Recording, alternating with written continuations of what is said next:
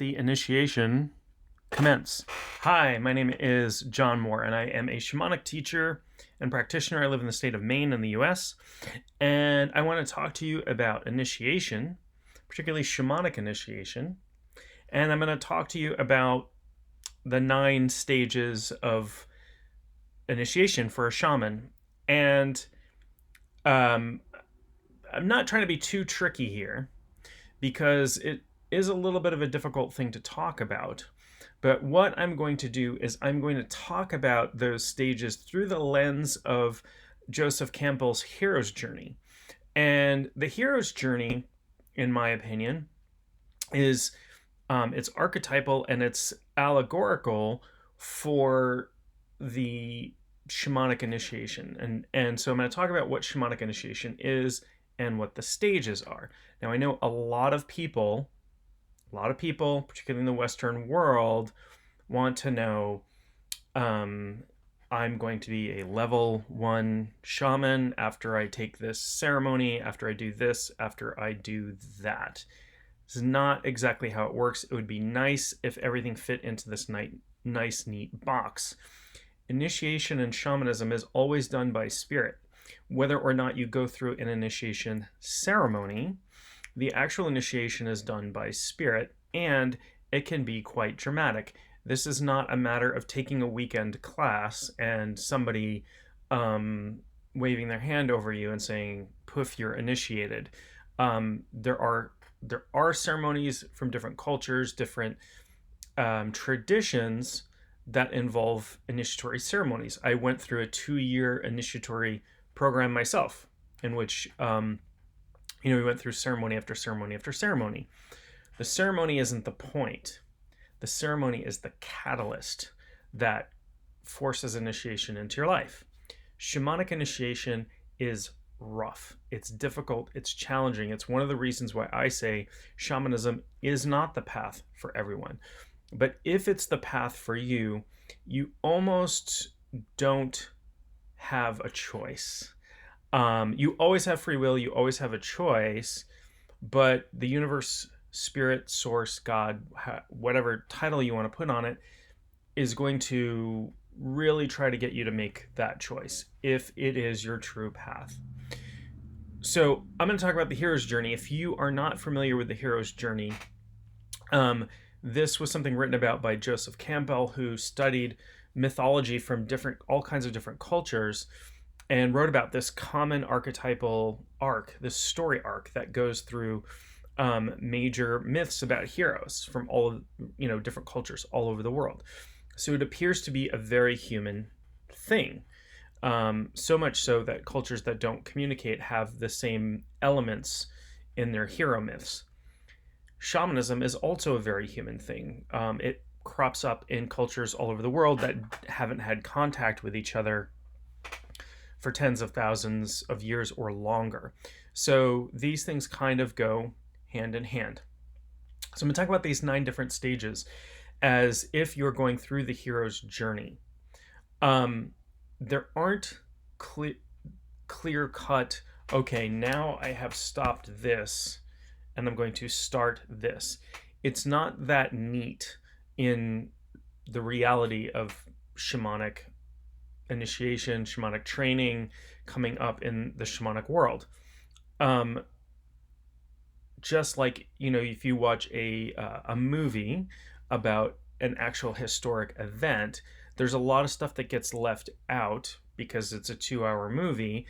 Even the movie Titanic, which had a lot of fictional stuff added to it, the historical parts of that they tried to make really, really clear and correlate, but there's a lot missing that just necessarily because of size and scope and all of those things. So the hero's journey, while it appears to follow a set order, in reality, if you're going through initiation, you're going to redo steps. You'll go through all of the stages, but not necessarily in a set time frame. And while you're in the middle of initiation, it's not going to be really clear to you where you are. In hindsight, though, you can look back and kind of see where you are. And also, when you reach sort of stage 5, which is the abyss, the nadir, the we might call the dark night of the soul. If you have a little foreknowledge, you're going to recognize that as being where you are. So let's walk through this a little bit stage by stage. So first stage, not necessarily really a stage, but it's just where you start out, where you're in your ordinary everyday life, everyday reality. That's stage one. You're coming along, and then there's some call to action. There's some call to awaken. There's some impulse to change. In most stories, so we can take the example of Star Wars, the episodes 4, 5, and 6. We'll skip the prequels. We'll skip the sequels. We'll just talk about Star Wars, Empire Strikes Back, Return of the Jedi. Star Wars came out when I think I was 5, 1977. Gosh, that makes me old. Older than I'd like to admit. But I was 5, 1977. Star Wars came out. It was very impactful on my life. Seen it more times than I can count. Empire Strikes Back, still one of my favorite. And Return of the Jedi. And these are, this follows the hero's arc on purpose because George Lucas studied with Joseph Campbell and worked that into the story. But you can see that arc in all kinds of mythologies and from all over the world. So everyday world, and then there's a call to action and an initial refusal. So in Star Wars, Luke Skywalker's living on Tatooine. R2-D2 and C-3PO show up after the battle, get purchased, projects the message, is told to, wipe it out by his uncle and don't talk to Ben Kenobi out in the wilderness, whatever. Okay. And then there's a threshold point where we move from the known to the unknown, where we enter strange territory. So this might be where you start to learn to journey in shamanism, and you start to see things. You start to have new knowledge of things. You start to have, there is this spiritual world that I'm immersed in, and I can interact with that. Next, you're going to go through some trials, and in many shamanic cultures, there are lots of trials that you have to go through, and they're really meant to shake you up, shake you down to your core until you reach this like really dark point. One of the ways this shows up in the Star Wars universe is Empire Strikes Back. Luke Skywalker descends into this lower world on Dagobah when he's training with Yoda. He fights Darth Vader, kills Darth Vader. Darth Vader's mask blows off, and it's Luke Skywalker underneath. Right? So it's a descent into the underworld, and he is facing himself. This will happen to you in shamanic initiation. You will be at war. There will be a point in time where you're kind of at war with yourself. And, it almost feels like you're fighting for your survival against yourself. Through that trial, through this nadir, there is transformation. You become transformed. Shamanic training and initiation is less about learning things. There's lots of stuff to learn, but it is more about becoming. And in shamanic terms, there's a concept known as becoming the hollow bone. This is where we work to become a clear channel for spirit to work through us. This requires a tremendous amount of self-work, and self-work that never really ends. You do this for the rest of your life. You become a clearer and clearer and clearer channel for spirit to work through.